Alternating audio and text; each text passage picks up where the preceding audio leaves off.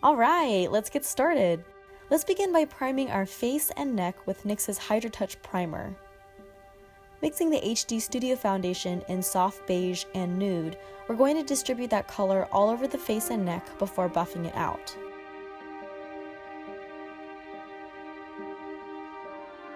Next, I'm mixing the Stay Matte but Not Flat liquid foundation in ivory and soft beige for a little extra coverage to even out my skin even more.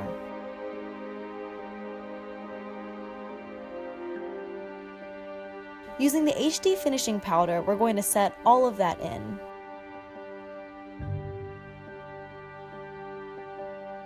Taking the color Cream from NYX's Highlight and Contour palette, we're going to place that directly under the eyes. Picking up the Ice Queen highlight, we'll sweep that high on our cheekbones.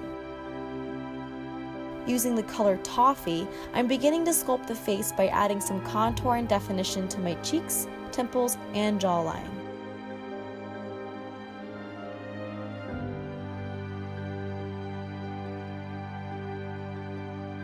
For that extra bronzy look, grab the Born to Glow Liquid Illuminator in Pure Gold and use your fingers to buff into those same areas that we just contoured.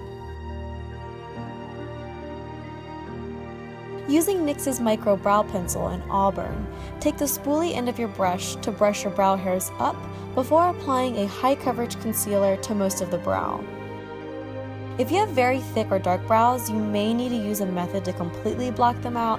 However, I've been blessed with super sparse, barely there brows, so I can get away with a little concealer for this look.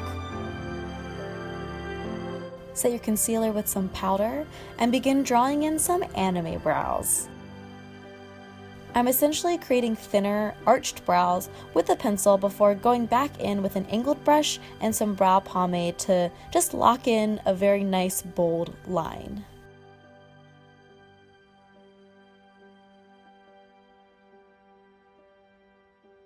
Using the cult favorite Jumbo Eye Pencil in Milk as an eye primer, apply and blend on and around your eyelids as well as your waterline area.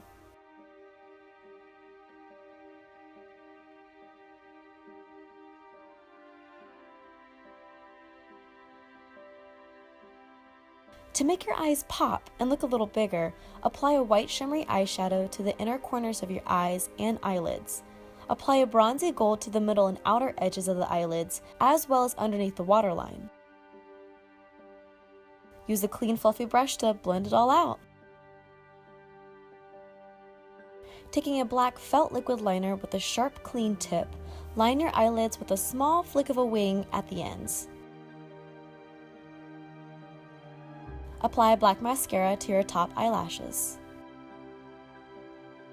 Taking the Stay Matte but Not Flat foundation in Ivory, cover your lips with a concentration on the outer edges. Next, use the Intense Butter Gloss in Toasted Marshmallow and apply that to the center of your lips.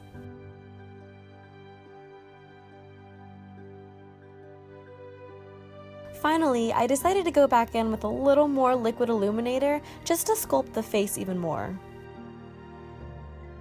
Alright, time to get sculpting! I used an oil-based clay to sculpt the 3D triangle prosthetics onto my face cast and then built a sturdy clay wall along the edges. I lightly greased the sculpt and surrounding areas with a release agent and then filled it with plaster. If you can, let the plaster cure for 48 hours. Once cured, carefully remove the plaster and clean your plaster molds as well as the face cast.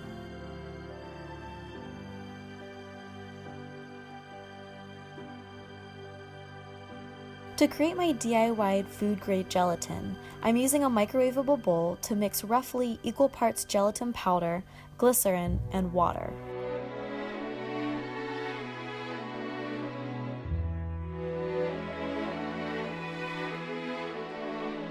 Mix it together and pop in the microwave for 8-second increments, mixing in between until it has a liquid yet intact texture.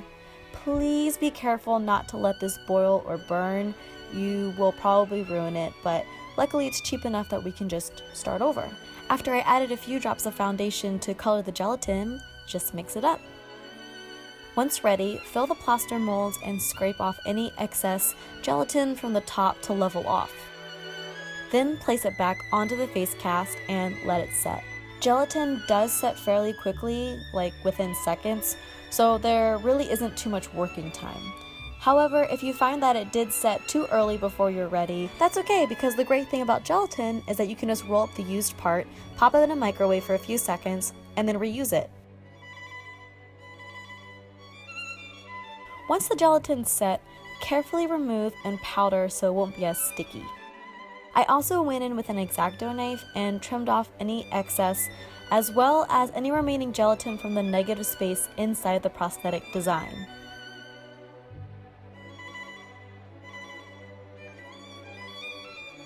Back to the makeup tutorial. Once your pieces are ready to apply, use an adhesive. I'm actually using lash glue to apply to the skin. Using NYX's primal colors in hot red, apply to the skin around and inside the prosthetic to begin creating an agitated appearance.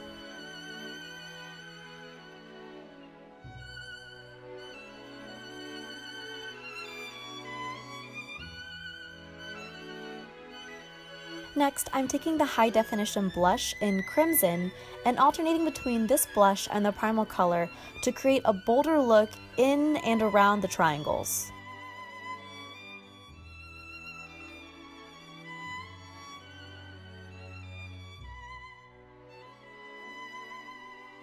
I even applied some crimson blush to the very inside of my lips for just a little extra color. Going back in with my Stay Matte But Not Flat foundation, I'm adding some color to the raised edges of the prosthetics to look a little closer to my skin tone.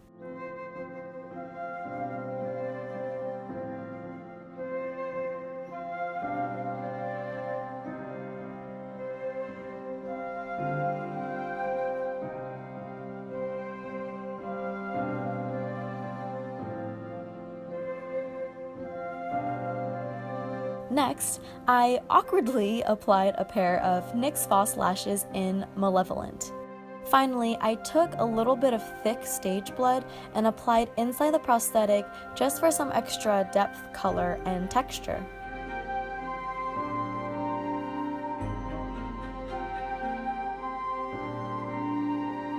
And that completes the makeup.